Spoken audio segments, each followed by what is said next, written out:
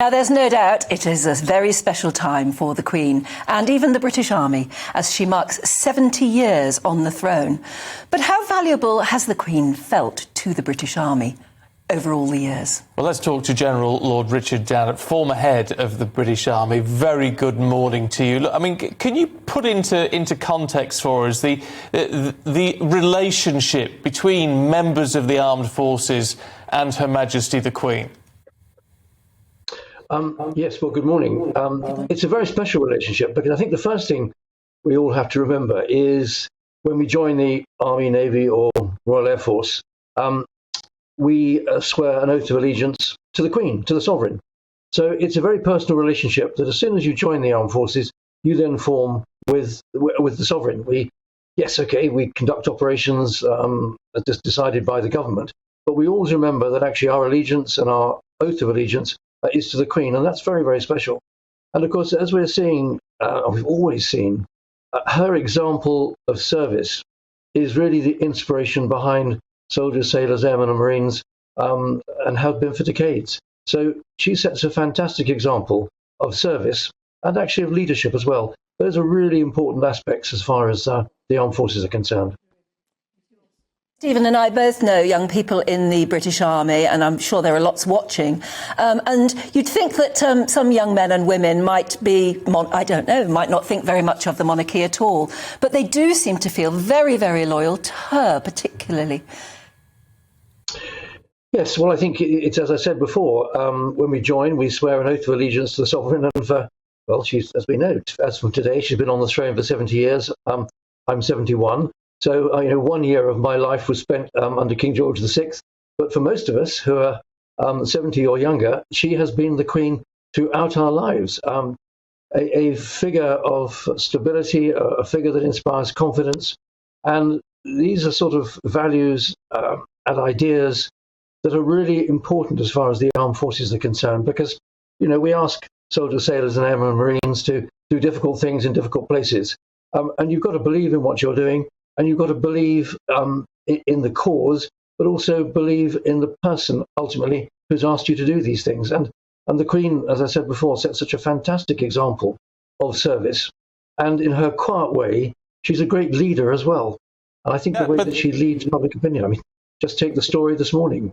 She's just quietly saying that when the succession comes about, she wants the Duchess of Cornwall, Camilla, to be Queen Consort. She's just quietly setting the tone as to what's going to happen. And she's always set the tone, talking to her 14 prime ministers. They've listened to her advice very quietly, but the leadership she exerts is something, particularly in the armed forces, we really admire.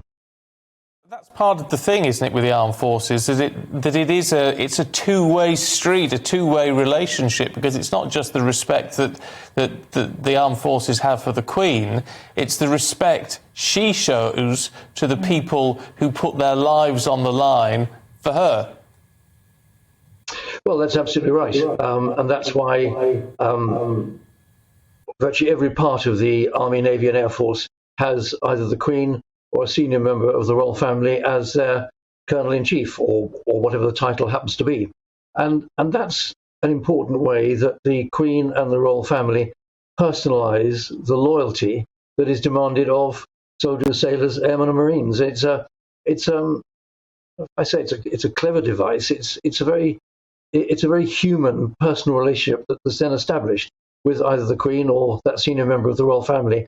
But ultimately, it comes back to the person of the Queen herself and that relationship which starts on the day that you pick up the Bible, swear an oath of allegiance to the Sovereign. It's a very special moment. And yes, of course, young people might perhaps find that a bit extraordinary these days, but they don't have to serve for very long when they'll actually realise the depth of feeling, the understanding of loyalty, and the example of service, which I've mentioned several times in the last few minutes, the example of service that she shows. And that's what we should all strive to be following.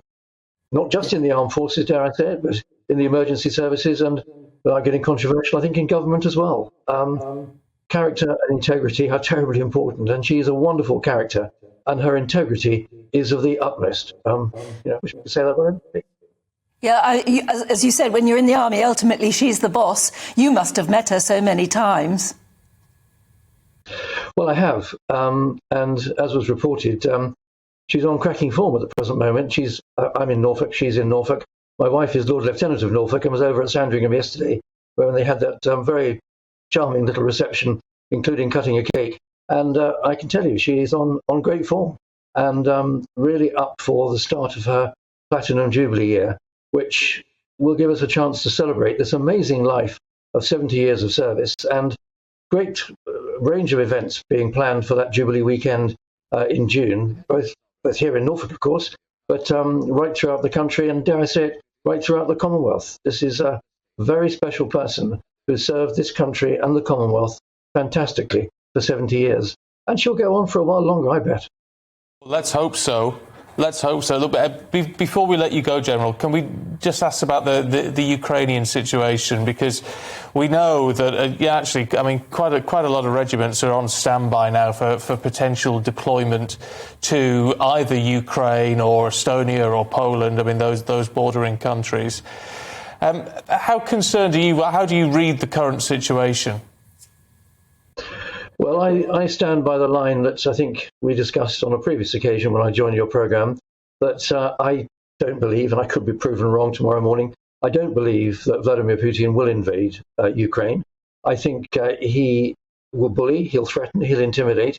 He's actually in a rather more powerful position if he does that. Once he commits to an invasion, the Ukrainians will fight, the Ukrainians will inflict casualties on the Russian armed forces.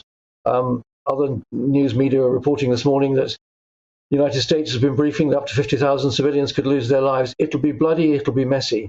And he will then attract huge criticism throughout the world for having done that.